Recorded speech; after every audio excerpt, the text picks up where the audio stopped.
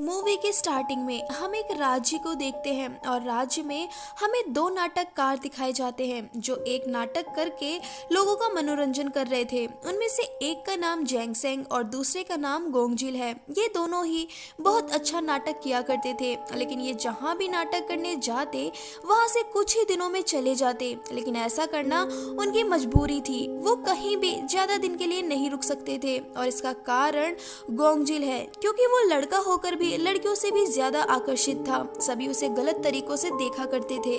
जिस भी राज्य में जाते वहां से बड़े जमींदार नाटक के बाद गोंगजिल को एक रात अपने घर रुकने को कहते थे और फिर उसके साथ वो सब करते थे। लड़का होने के बाद भी वो इससे मना नहीं कर पाता और उसे वैसा करना पड़ता है, लेकिन ये सब उसके दोस्त जैंग सेंग को पसंद नहीं था। फिर एक दिन नाटक के बाद जमींदार के आदमी गोंगजिल को लेने आते हैं, मगर जैंग सेंग को गुस्सा आ जाता है और उनसे वो लड़ने लगता है। फिर वो दोनों वहां से भाग जाते हैं और भागते भागते वो एक दूसरे राज्य पहुंच जाते हैं और वहां उन्हें उनके नाटक में काम करने के लिए 3 और लोग मिलते हैं और उन्हीं तीनों से जैंगसेंग को पता चलता है कि वहां का राजा अपने राज्य पर बिल्कुल भी ध्यान नहीं देता। वो शराब में इतना लीन रहता है कि उसे कुछ भी पता नहीं, और ये सब नोक्सो के कारण हो रहा है, जो कि राजा की एक रखेल है। उसने राजा को पूरी तरह अपने वश में कर रखा है। अब ये सारी बातें सुनकर जैंगसेंग का दिमाग खुल जाता है। वो एक नाटककार था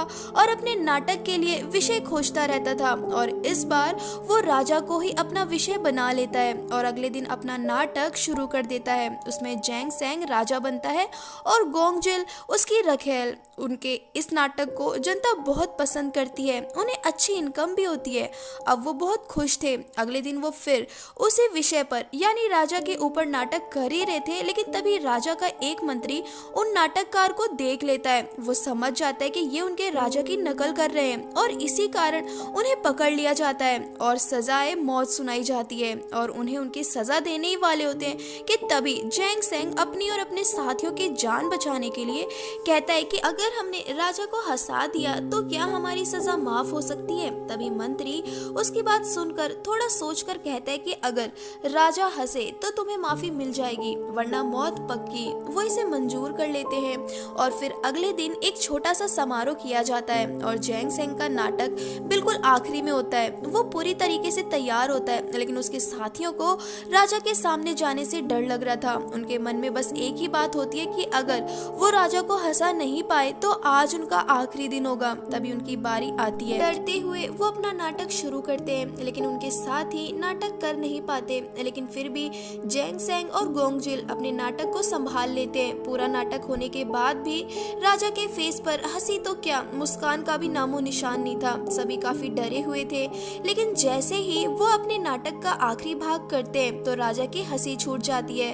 वो हंसने लगते हैं, उसे देख सभी खुश हो जाते हैं। उनकी सजा माफ हो जाती है और राजा का मनोरंजन करने के लिए महल में ही रख लिया जाता है। लेकिन राजा के इस फैसले पर कुछ लोग सहमत नहीं होते और अगले दिन राज दरबार में इस बात पर चर्चा करी जाती है। सभी मंत्रियों द्वारा एक ही बात पर जोर होता है कि राजा महल में छोटे से नाटककार को कैसे रख सकते हैं, ये महल के नियमों के खिलाफ है। लेकिन तभी राजा कहते हैं कि ये मेरा राज्य है और इसमें वही नियम लागू होंगे जो मैं चाहूंगा। उन सभी मंत्रियों में एक बड़ा मंत्री होता है। राजा हर बात उसकी मर्जी से ही करता है, लेकिन इस बार वो उसकी भी बात नहीं मानता। राजा के दिमाग में कुछ तो चल रहा था, पर क्या। उसके बाद हमें देखते हैं कि जैंगसेंग को बड़े मंत्री द्वारा बुलाया जाता है और वो जैंगसेंग से कहता है कि तुम्हारे अंदर सच में हुनर है या राजा की नकल तुम ऐसे ही कर रहे थे। जैंगसेंग बड़े विश्वास के साथ कहता है कि पूरे राज्य में उनसे अच्छा नाटक कोई नहीं कर सकता। तभी मंत्री उससे कहता है कि जो भी तुमने कहा वो सच है तो राज्य के दरबारियों पर नाटक करके बताओ। जैंगसेंग उसके लिए भी तैयार था, लेकिन हम देख पा रहे थे इस बात के पीछे बड़े मंत्री की कोई तो चाल थी। अब नाटक बड़ा था पर लोग कम और लोगों को बढ़ाने के लिए पोस्टर रेडी किए जाते हैं और तभी हम देखते हैं कि उसकी और गोंगजिल की राइटिंग एकदम सेम है। उसके बाद नाटक शुरू होने लगे और नाटक के सहारे सभी दरबारियों की सच्चाई भी राजा के सामने आने लगती है कि किसने कितने गलत काम किए और उन्हीं से उनको सजा सुनाई जाती है। जिसकी जैसी गलती उसको वैसी सजा। रोजाना एक नाटक होता और एक दरबारी को सजा दी जाती, लेकिन एक दिन गोंगजिल को राजा का बुलावा आता है। वो वहाँ जाता है और वहाँ पर खेल दिखाने लगता है, लेकिन राजा का ध्यान उसके खेल पर नहीं बल्कि उसके फेस यानी उसकी खूबसूरती पर होता है। जमींदारों की तरह राजा का भी दिल गोंगजिल पर आ जाता है और अब उसका मन नोक्सू के साथ भी नहीं लगता। नोक्सू से ज्यादा राजा की दिलचस्पी अब गोंगजिल में थी और ये नोक्सू को अच्छा नहीं लगता।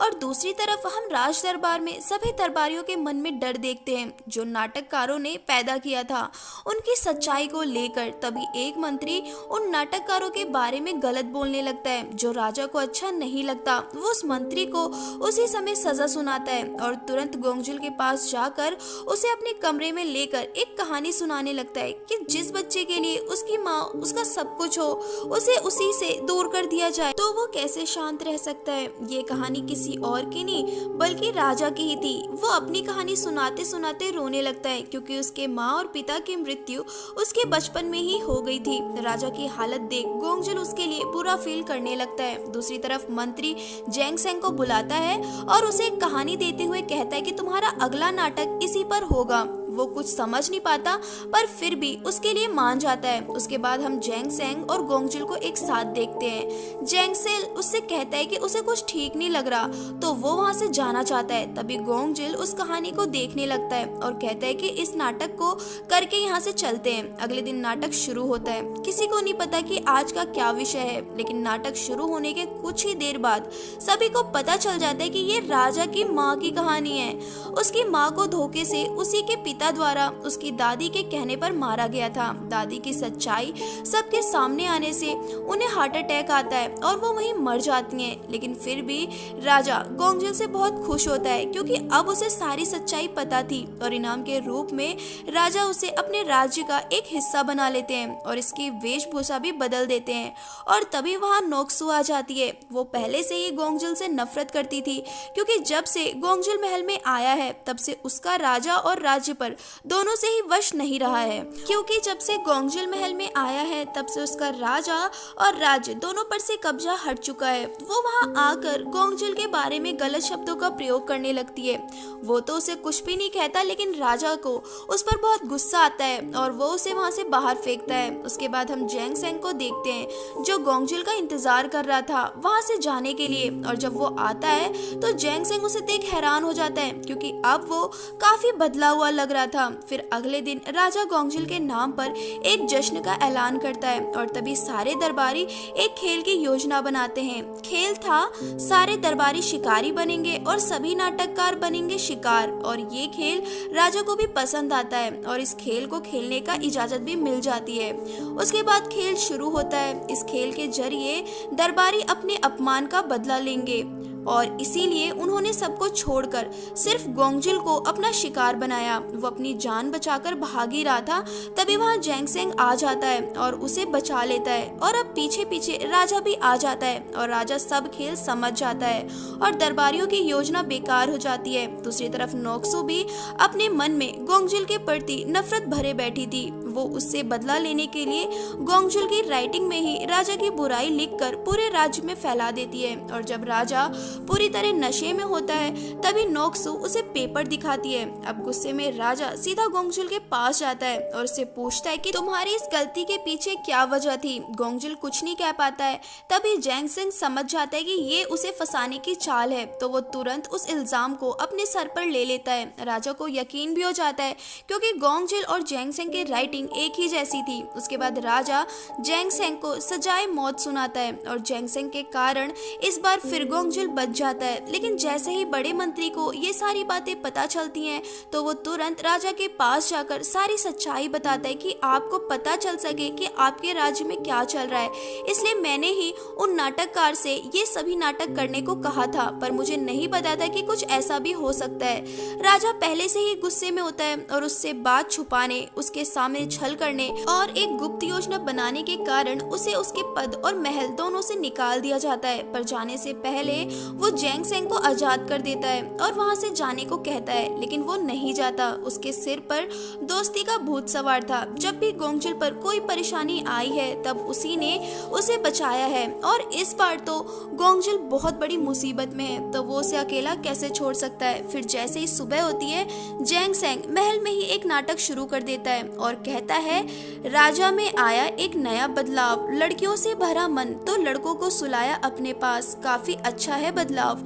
ये सुनकर गुस्से में लाल पीला होकर राजा जैंग सेंग के पास आता है और उसे उसकी तरफ देखते हुए उसकी आंखें फोड़ने का आदेश देता है। उसके बाद हम देखते हैं कि सारे दरबारी मिलकर बड़े मंत्री के पास जाते हैं और उससे राजा से गद्दारी करने को कहते हैं, क्योंकि वो सभी राजा को हटाना चाहते हैं। मंत्री उनसे साफ मना कर देता है और उसी रात वो फांसी लगाकर मर जाता है। उसके बाद हम देखते हैं कि गोंगजिल राजा को कठपुतली का खेल दिखा रहा होता है और तभी वो अपनी नस काट लेता है, क्योंकि आज जैंग सेंग की जो भी हालत है उसका कारण वो खुद को ही मान रहा था और वो बेहोश हो जाता है। उसकी ऐसी हालत देख राजा को पहली बार पता चलता है कि दोस्ती क्या होती है। राजा ने उसे सब कुछ दिया, पर फिर भी गोंगजिल राजा के साथ नहीं रहना चाहता। फिर अगले दिन हम देखते हैं कि एक बार फिर नाटक का मंच तैयार किया गया और वहाँ पर जैंग सेंग को भी बुलाया गया। उसकी आंखों पर पट्टी बंधी थी, लेकिन फिर भी वो अपना नाटक करने के लिए तैयार था। एक तरफ वो होता है और दूसरी तरफ उसका साथ देने के लिए उसका दोस्त गोंगजिल था। उसके बाद जैंग सेंग कहता है कि देखो, भरी महफिल में मैंने कैसी जिंदगी पाई है, अंधे का किरदार करते करते अंधों की जिंदगी मैंने पाई है, लेकिन मुझे किसी और से कोई शिकायत नहीं है, क्योंकि मैंने अपनी किस्मत खुद बनाई है। अपने दोस्त के लिए मैंने अपनी आंखें दांव पर लगा दी हैं। ये सुनकर राजा सोच में पड़ जाता है और उसे भी अब दोस्ती का मतलब समझ आने लगा है। केवल दोस्ती का ही नहीं बल्कि अपनों का भी वो रिश्ते समझने लगा है और उसे मन ही मन बड़े मंत्री की मौत का भी दुख होने लगता है। लेकिन तभी अचानक से सभी दरबारी और गांव वाले महल पर हमला कर देते हैं और मूवी यहीं पर एंड हो जाती है। गाइस, इस मूवी में दोस्ती दिखाई गई है कि एक सच्चे दोस्त की क्या परिभाषा होती है। वेल, आपको ये वीडियो कैसी लगी कमेंट सेक्शन में ज़रूर बताएं, और अगर आप हमारे चैनल पर नए हैं तो चैनल को सब्सक्राइब करना बिल्कुल भी ना भूलें। Thank you and bye bye.